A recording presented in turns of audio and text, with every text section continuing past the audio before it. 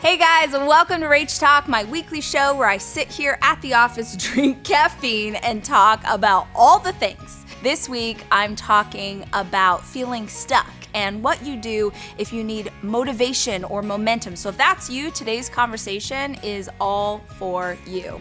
And we're making my favorite summer dip, which looks really cool, but really is just a bunch of stuff we bought at the store and made it jazzy.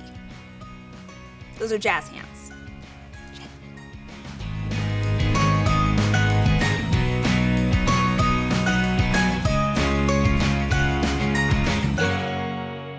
It's summer, guys. We're dead in the middle of summer. It's like 100 degrees here in Austin every single day.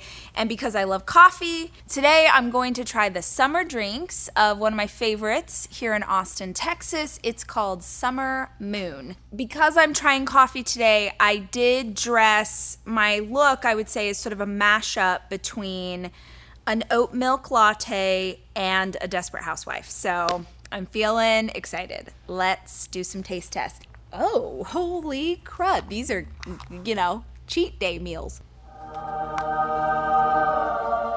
I just had a divine... Okay, look, you guys, look. Can we just real quick take a side note? I am dating the healthiest man you have ever met. I'm talking, did I catch it in a forest so I know it's clean? What are the supplements we're taking? Are we in an infrared sauna? We're only gonna do workouts with our body weight. And P.S., gorgeous body. My ex, also dating a very healthy person. And we're healthy, but I wouldn't say we're this level on either side. And definitely one time I sent a text to Dave and I was like, when you are not with her, do you ever immediately go eat a burrito asking for a friend? Not that I would ever do that. There is no world that I would ever in front of him order an iced peach cobbler latte. Like literally if he knew I was drinking this right now, he probably would cry. He'd get so upset about sugar. He just would be like, he'd tell me how bad it is for my body. Like, oh my. Okay, let's try the next one. Nobody tell him. This is an iced blueberry crisp latte.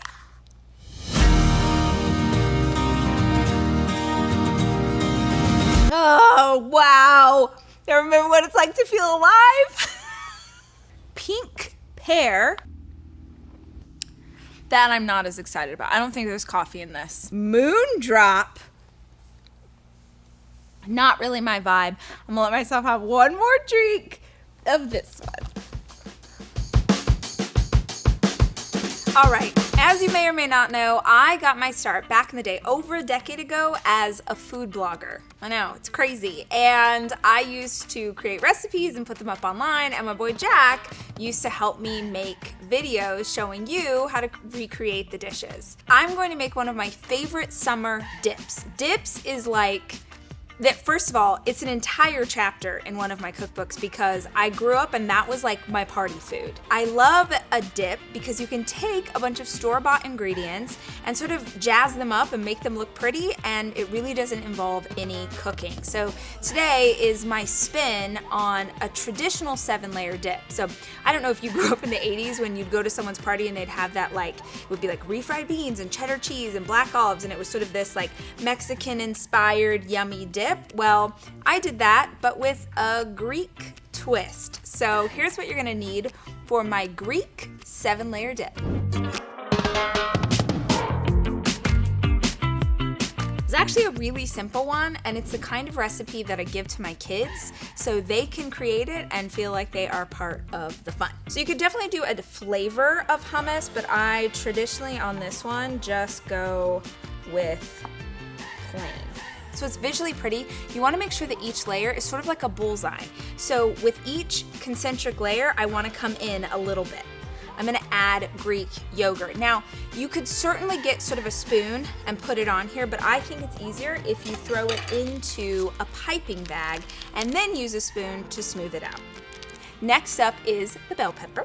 With something like this, you can get really creative. If it seems good to you, I say throw it on. Now we're gonna do some red onion. If you like the idea of red onion, but you feel like this is gonna have a little bit too much heat, do a pickled red onion, which is gonna have a great tang to it and is not gonna have the heat that you typically find when it's raw like this. Now my olives. And remember, we eat with our eyes before we eat with our mouth. So you want to choose different contrasting colors so they look really pretty as you build them up on the plate. Gonna add a little feta. Hello. Now some pine nuts. And then last but not least, I'm gonna do some dried oregano, which is 1, great flavor, and 2, just gonna add some cool color on top of everything.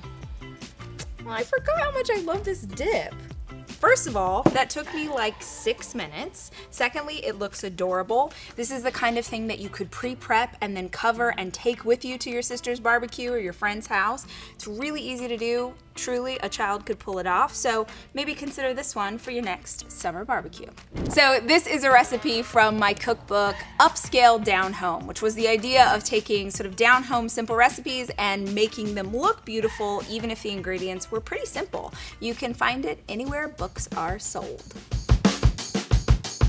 All right, now that I've got the sugar and the caffeine coursing through my system, I want to talk to you about a really important topic that I went into great detail on in this week's episode of my podcast, specifically the next 12 months. The next 12 months are the most important of your life. The next 12 months are the most important of my life. And I always think that the year in front of us is essential, but right now it matters more than ever. If you feel like you're stuck, if you feel like it's hard, if you feel like you've lost motivation or you need momentum, there's a reason why. This week on the podcast, I unpack it all. I actually spent an hour going into what I feel like I'm struggling with in my life and then things I'm doing to make it better. This is something I'm seeing in myself, with my friends, with my sisters. We're all kind of in this place of really needing a kickstart. Let me show you a little bit of this week's episode of the podcast and explain why the next 12 months matter so much and how you can motivate yourself to get going again. You have people counting on you. You have children, you have a business to run, you have a class to teach, you have a church community to serve, you have impact to make in the world. And you're struggling to find momentum again. You're struggling to find motivation. Where did that version of me go? That version of you has to shift and change. And the beauty is you're going to be stronger on the other side of this, but not if you stay stuck. Every second that you stay stuck in this spot, feeling this way, drowning in these worries and this anxiety and this fear is making you weaker. It is. Why do the next 12 months matter? Because that's what it's going to take to turn things around. It's going to take time. It's going to take dedication and focus. And it matters so much because the next 12 months set up the next 10 years. And not everybody is ready, and not everybody wants to make change, and not everybody is that kind of person. So many people super down for whatever it is, and you do you. Live your freaking life the way you want to live it. But if you're listening to this and you know that you are called to do more, if you know that you're not behaving and going through life and being intentional and being centered and showing up for the people you love in the way that you want to, then we need to shake it up. We need to do something and we need to get focused. All right, guys, I hope you enjoyed this week's episode of Rach Talk. Let's start a conversation in comments. Comment below and tell me, is it true in your life too? Do you feel like you're a bit stuck? Do you feel like you've sort of lost some of the momentum that you had pre-2020? And let's be a community that supports each other. Make sure that if you make a comment, you go love on and support the other people who are making comments as well. I am so excited to have you as part of this community, and I hope that you will subscribe to my YouTube channel and press that bell so you get a notification every time I post a new episode. Check in with me on social, and until I see you next week, remember, I love you and I'm rooting for you.